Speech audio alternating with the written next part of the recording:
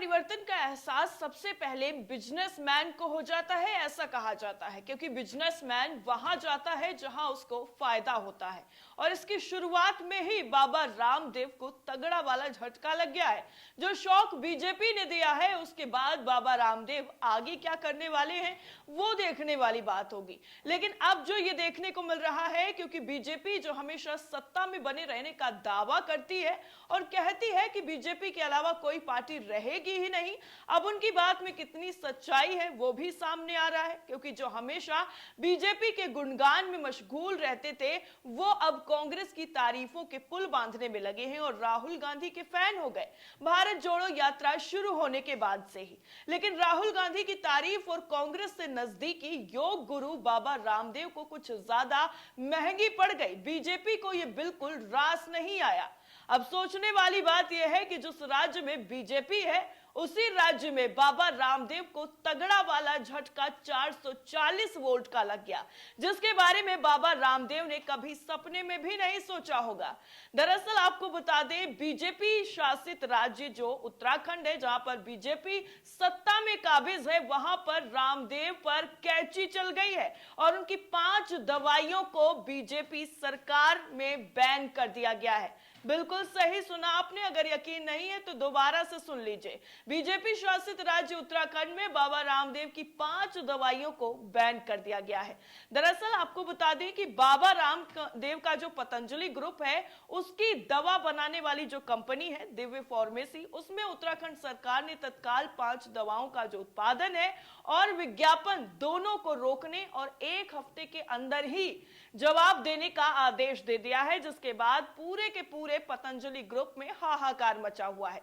उत्तराखंड की आयुर्वेदिक और यूनानी लाइसेंस अथॉरिटी, इनके मुताबिक 5 दवाओं के विज्ञापन भ्रामक हैं। यानी जिन दवाओं का प्रचार प्रसार किया जा रहा है और विज्ञापन जो दिए जा रहे हैं, वो पूरी तरह से लोगों को भ्रम में डालने वाले हैं, यानी उनको गुमराह करने वाले हैं। इसलिए इनके उत्पादन और विज्ञापन यानी जो एडवर्टाइज दिए जा रहे हैं, उनको रोकने का आदेश बाबा रामदेव के पतंजलि ग्रुप को साफ तौर पर दे दिया गया है। लेकिन अब ये पूरा मामला क्या है और किस तरह किस वजह से कार्रवाई की गई है उत्तराखंड सरकार की तरफ से, वो आपको बता देते हैं। दरअसल उत्तराखंड सरकार ने यह कार्रवाई केरल के एक डॉक्टर केवी बाबू द्वारा जुलाई में दायर एक शिकायत के जवाब में की है। डॉक्टर केवी बाबू ने दिव्य फार्मेसी पर drugs and magic remedies act 1954, drugs and cosmetic act 1940 और ड्रग्स एंड कॉस्मेटिक रूल 1945 के उल्लंघन का आरोप लगाया था, जिसके बाद अब उत्तराखंड सरकार ने बाबा रामदेव पर यह कार्रवाई की है। लगातार शिकायतें मिल रही थी, उसके बाद उत्तराखंड सरकार ने पतंजलि को फॉर्मुलेशन शीट और लेबल में बदलाव कर 5 दवाओं की मंजूरी फिर से लेने का आदेश दिया था। शिकायत मिलने के बाद अथॉरिटी ने पतंजलि को फॉर्मुलेशन शीट और लेबल में बदलाव करते हुए जो 5 दवाएं हैं उनके लिए दोबारा मंजूरी लेने का आदेश दिया। अथॉरिटी ने अपने आदेश में साफ ये कहा था, साफ मेंशन कर दिया था कि दिव्य फार्मेसी जरूरी संशोधन के बाद दोबारा मंजूरी लेकर उत्पादन यानी प्रोडक्शन शुरू कर सकती है। उत्तराखंड की आयुर्वेद और यूनानी लाइसेंस अथॉरिटी ने पतंजलि ग्रुप की दिव्य फार्मेसी की ब्लड प्रेशर, डायबिटीज, गोइटर यानी घेंघा, ग्लूकोमा और हाई कोलेस्ट्रॉल के इलाज के लिए इस्तेमाल की जाने वाली दवाओं पर बैन लगा दिया है, जिनके जो नाम है वो आपको बता देते हैं। बीपी ग्रिड, मधु ग्रिड, थायरोग्री, लिपिडोम, आईग्रिट गोल्ड, ये 5 दवाएं शामिल हैं जिन पर अब उत्तराखंड में बैन लग चुका है। दिव्य फार्मेसी को दिए गए आदेश में अथॉरिटी के ज्वाइंट डायरेक्टर और drug controller doctor GS Jangpangi ने यह बताया है कि बाबा रामदेव की इस कंपनी को मीडिया स्पेस से तत्काल प्रभाव से भ्रामक और आपत्तिजनक विज्ञापनों को हटाने को कह दिया गया है। इतना ही नहीं, इन फ्यूचर इस तरह का कोई भी चीज सामने ना आए, इसलिए अब बाकी चीजों पर भी नजर रखी जाएगी। सिर्फ अथॉरिटी से स्वीकृत विज्ञापन ही चलाने की सलाह देते हुए ऐसा ना करने पर उत्पादन लाइसेंस ही वापस लेने की चेतावनी दे दी है। यानी ये बाकी लोगों के लिए भी चेतावनी है जो किसी भी दवा को लेकर किसी भी तरह से विज्ञापन चलवाते हैं। तो अब जो भी विज्ञापन चलेंगे, जो भी एड आएंगे, वो सब के सब अथॉरिटी से पहले पहले अप्रूव होंगे, उसके बाद ही उन विज्ञापनों को टीवी पर लोगों के बीच में प्रसारित किया जाएगा। टीवी पर तभी उन एड्स को देख पाएंगे, और अगर ऐसा नहीं किया जाता है कंपनियों की तरफ से तो उनके लाइसेंस वापस लेने की चेतावनी दे दी गई है साफ तौर पर।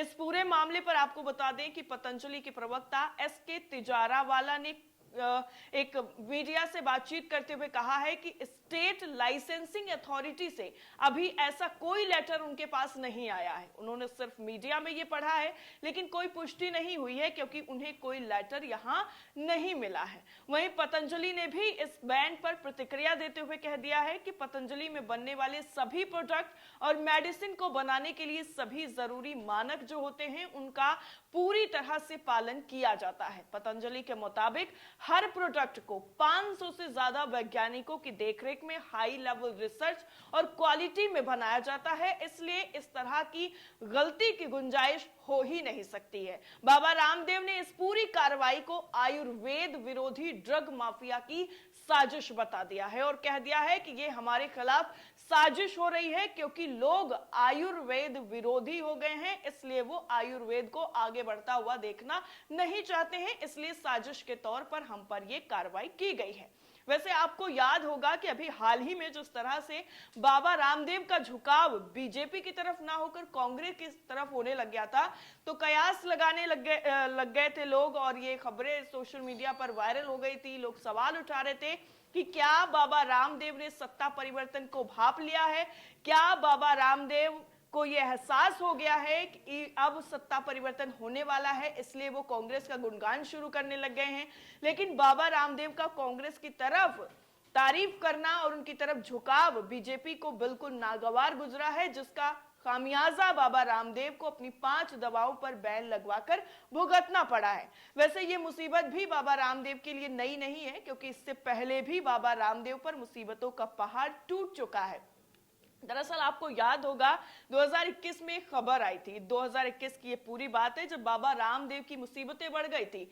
आईएमए ने मानहानि का नोटिस भेज दिया था बाबा रामदेव को। इंडियन मेडिकल एसोसिएशन यानी आईएमए उत्तराखंड ने रामदेव को 1000 करोड़ रुपए का मानहानि का नोटिस भेजा था, और नोटिस में बाबा रामदेव से 15 दिन में उनके बयान का खंडन, वीडियो और लिखित माफी मांगने का अल्टीमेटम दिया था। तो विवादों से कह लीजिए पुराना नाता है बाबा रामदेव का, और इस बार बीजेपी की आलोचना या बीजेपी से थोड़ा दरकिनार होते हुए जो बाबा रामदेव ने किया वो उनको अब इस तरह से भुगतना पड़ रहा है। लेकिन जिस तरह से भ्रामक विज्ञापन चलाए जा रहे थे और दवाइयां किसी और संदर्भ की थी, उन विज्ञापनों पर चल कुछ और रहा था, इसको लेकर के जो कदम उठाया गया है उत्तराखंड की सरकार की तरफ से और जो झटका दिया गया है बाबा रामदेव को, उस पर आप क्या सोचते हैं, आपकी राय क्या है, कमेंट करके जरूर बताइएगा। बाकी सारी अपडेट के लिए नेशन 360 को सब्सक्राइब करना बिल्कुल ना भूलें। जय हिंद।